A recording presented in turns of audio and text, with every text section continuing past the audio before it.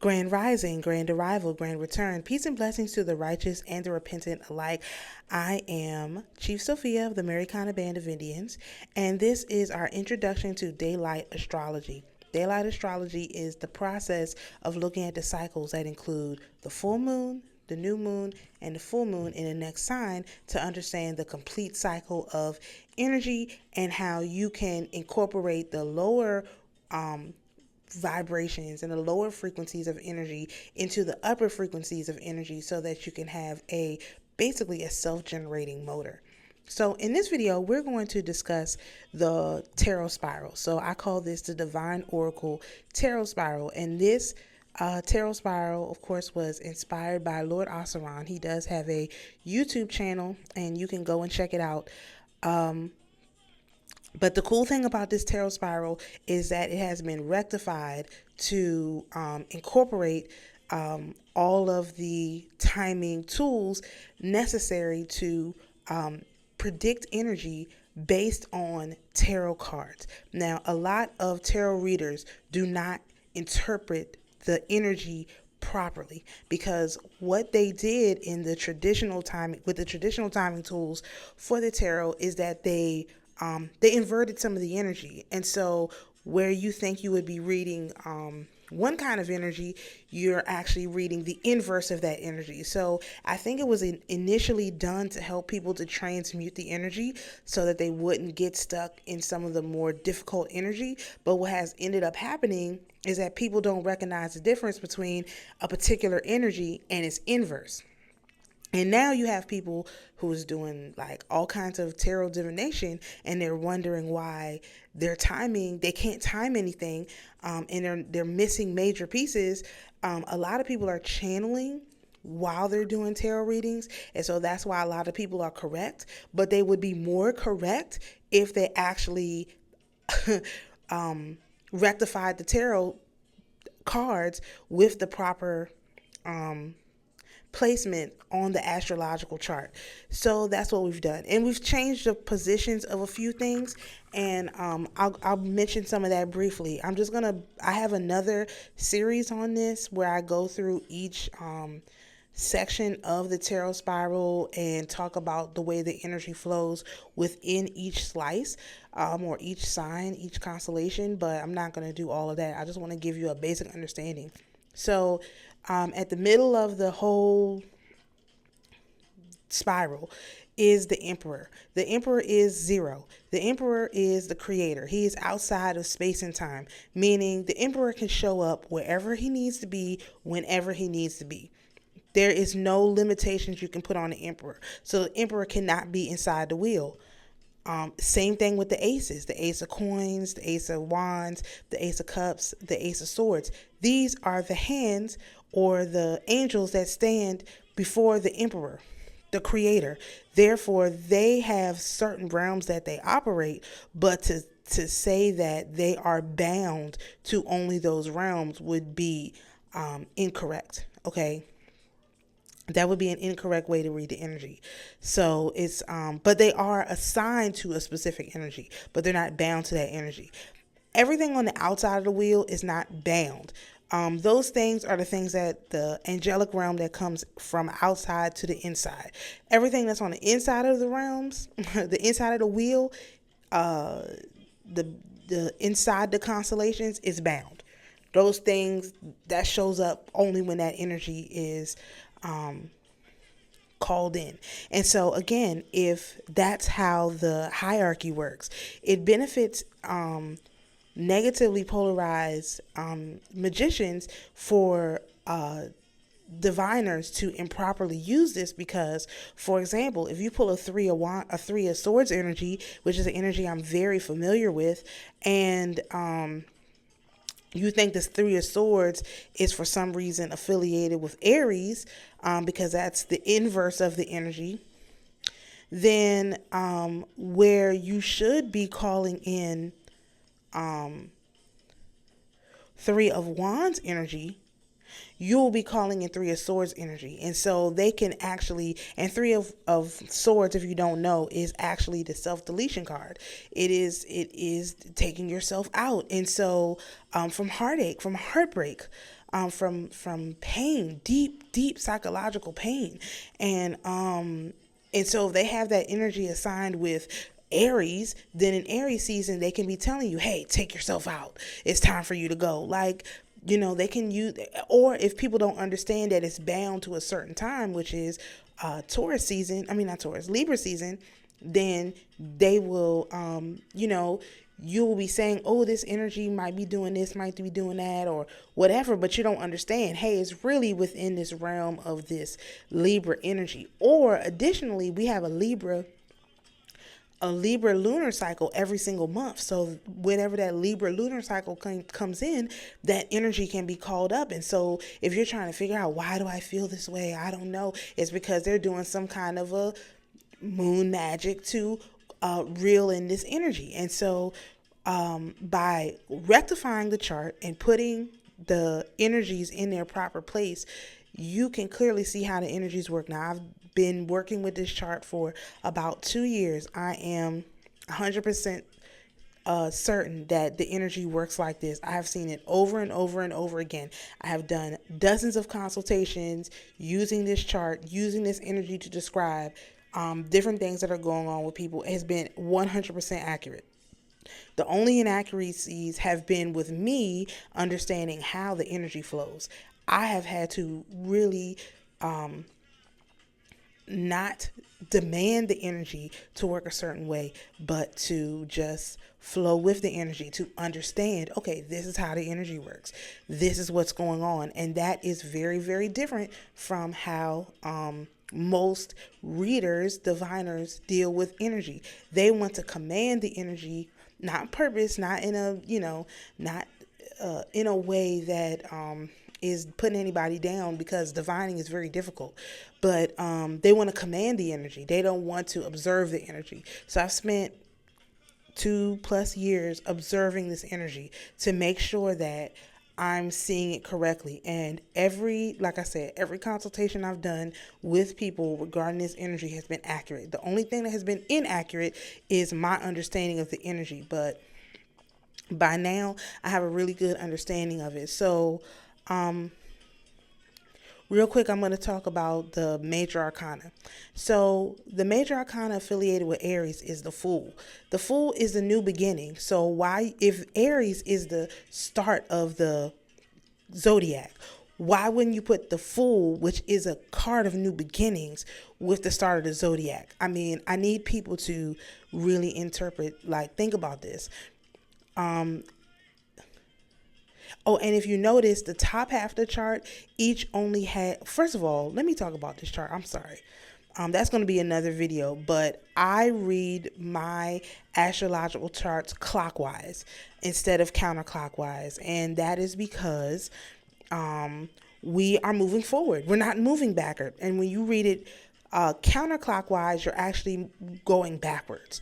And I don't know how to get the industry to change that, but I read mine clockwise. So the top half of the chart is what is above the surface. These are things that happen in the sunshine. And when you're out in the sunshine, in the summer, you don't have as much energy you don't wear a bunch of clothes. Like if you're going out into the heat, the last thing you want to be wearing is a bunch of heavy clothes or a bunch of heavy energy. So the top half of the chart has light energy. The bottom half of the chart has heavier and heavier energy.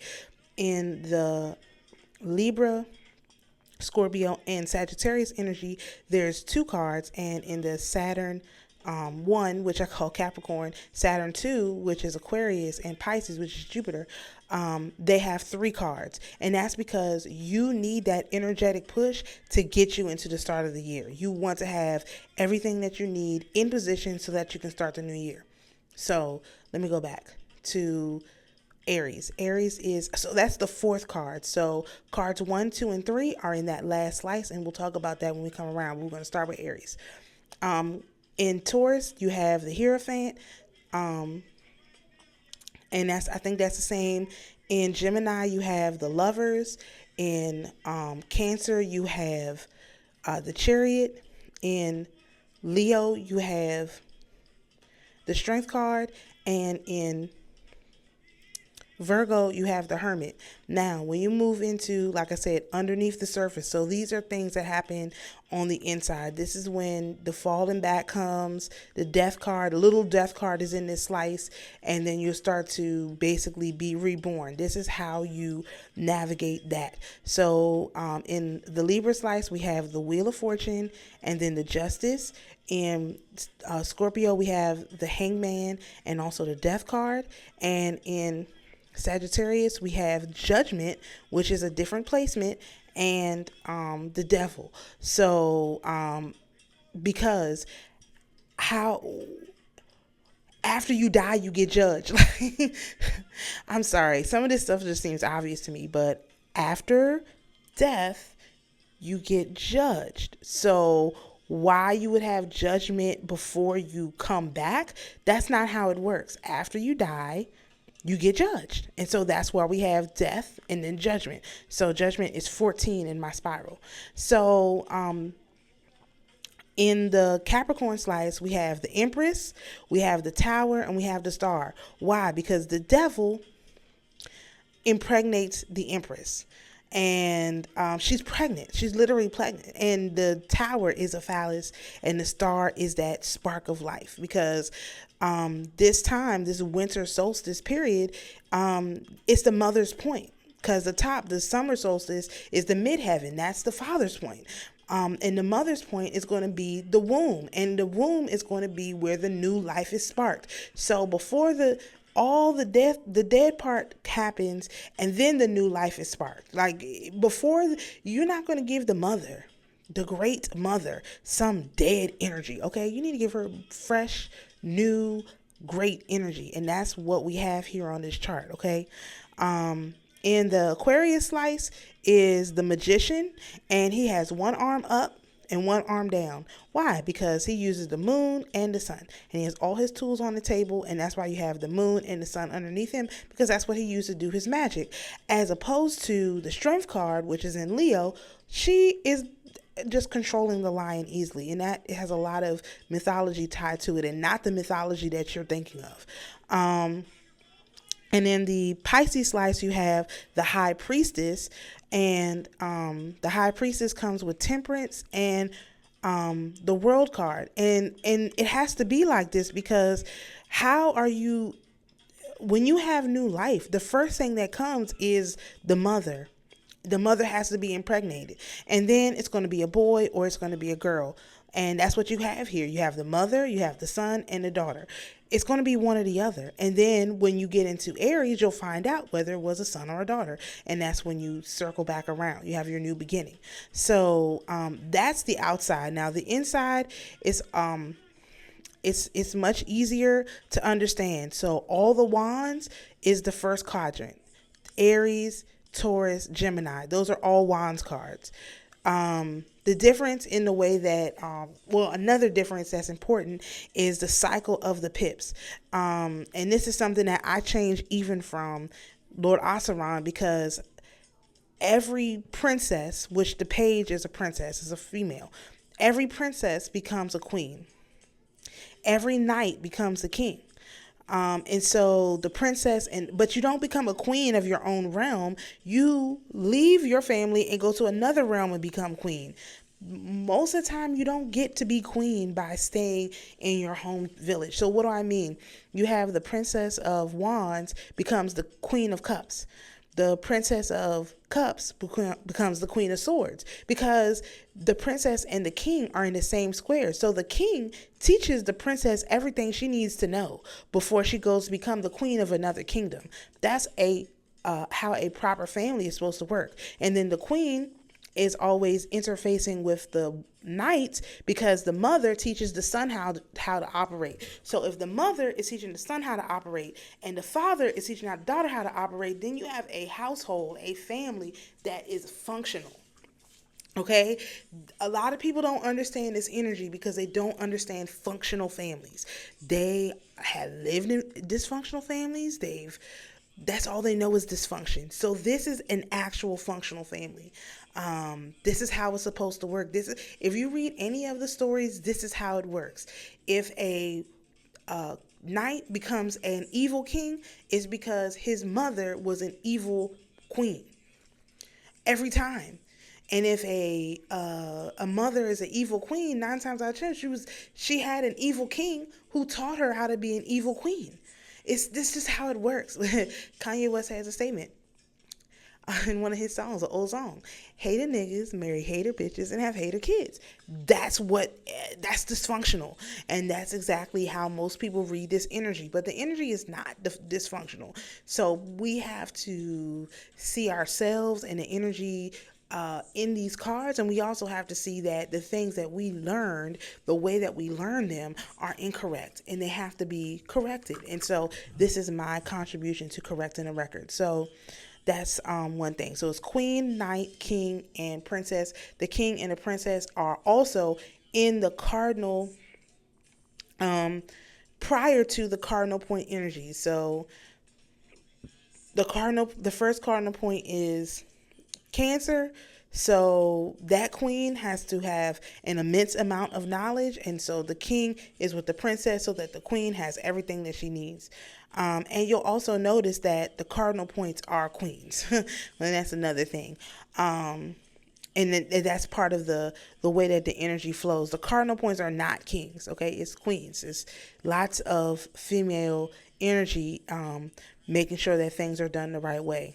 And it's not that kings don't have their place. I didn't say that. The king is responsible for making sure that the princess can be a effective queen. That is the king's primary role. They have to make sure the princesses are raised properly. So they absolutely have a role. 100%. And also learning how to interact and interface with their mothers.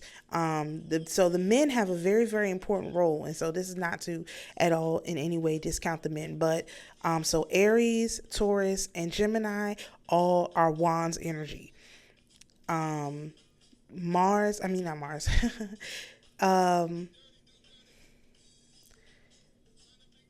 Cancer, Leo, and Virgo are all cups energy. Libra, Scorpio, and Capricorn are all swords energy. And Sagittarius are all swords energy. I'm sorry. Capricorn, Aquarius, and Pisces are all pentacles energy, coins energy. And so because this is in place in a cohesive manner, you can figure out where your money is supposed to come from. So a lot of this has been about hiding your resources, okay? Hiding the resources of the planet. The resources of the planet are gathered with Capricorn, Aquarius, and Pisces.